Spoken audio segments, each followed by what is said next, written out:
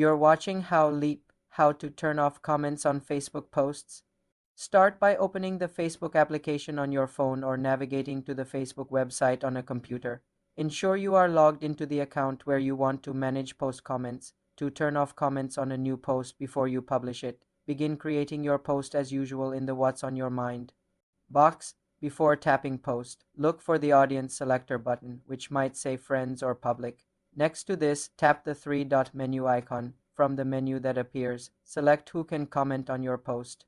Or a similar option, a new menu will open where you can choose between everyone, friends, or profiles and pages you mention. To turn comments off, select only me. This will prevent anyone else from commenting for a post already published. Navigate to your profile and find the specific post. Tap the three-dot menu in the top right corner of that post. From the drop-down, select Edit Audience and Tagging or Edit Post.